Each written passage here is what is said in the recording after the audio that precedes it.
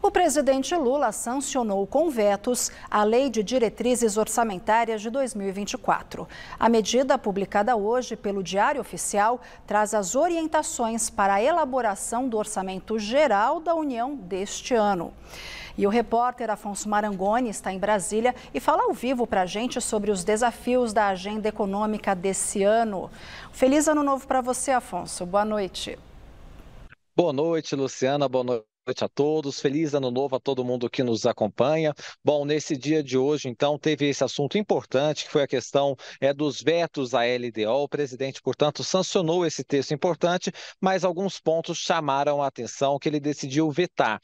Um destaque importante, Luciana, é em relação a emendas parlamentares. Havia ali posto na LDO um cronograma para execução destas emendas, mas o presidente optou por vetar. Na prática, isso engessava um pouco mais o que o governo federal podia fazer e dava mais poder aqui aos parlamentares em relação ao orçamento. E também diminuía aquela margem de barganha do governo liberar emendas em momentos de votações importantes. Olha, um outro veto que chamou a atenção é em relação a um trecho que foi colocado pela oposição ao governo Lula, que proibia supostos gastos que afrontassem os chamados valores tradicionais. Isso gerou muita discussão quando foi aprovado, mas agora, portanto, vetado pelo presidente da República.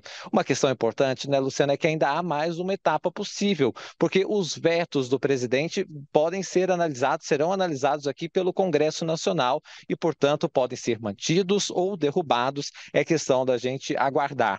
O presidente sancionou os outros pontos desta Lei de Diretrizes Orçamentárias. Um ponto importante é o fundo eleitoral destinado para as eleições municipais deste ano, já 2024. Olha, o valor foi cerca de 4 bilhões a mais do que previa inicialmente o Palácio do Planalto. O fundo para financiar, portanto, essas eleições ficou em 4,9 bilhões de reais, portanto, quase 5 bilhões serão usados. Isso foi também um motivo de muitas discussões. O próprio presidente do Congresso Nacional e do Senado, Rodrigo Pacheco, tentou fazer gestões para se diminuir esse valor, mas, portanto, foi aprovado aqui e o Lula decidiu manter. Você falava dos desafios, são muitos os desafios em relação à agenda econômica. A questão do déficit zero foi mantida na LDO, para isso vai precisar de mais arrecadação. E um outro desafio é agora a reforma tributária, a parte da regulamentação dessa proposta, porque o texto foi aprovado, mas existe a previsão de várias leis complementares que vão dar efetividade, portanto, à reforma tributária. Algum dos pontos que está em aberto é o valor da alíquota que ficará do IVA, que é este imposto de valor agregado que unificou 5 outros impostos. Então, qual será exatamente essa tarifa? Quais itens vão entrar na cesta básica para que tenha tarifa zero, que foi um ponto colocado nesta reforma tributária? E para fechar, Luciana, falando dos desafios, há um prazo de 90 dias, portanto, em março, o governo tem que apresentar mudanças em relação à renda. Foi feita a reforma em relação ao consumo e a renda é para ver como vai ficar o novo imposto de renda, se pode, por exemplo, aumentar a faixa de isenção. Agora nós voltamos ao estúdio. Obrigada, Afonso.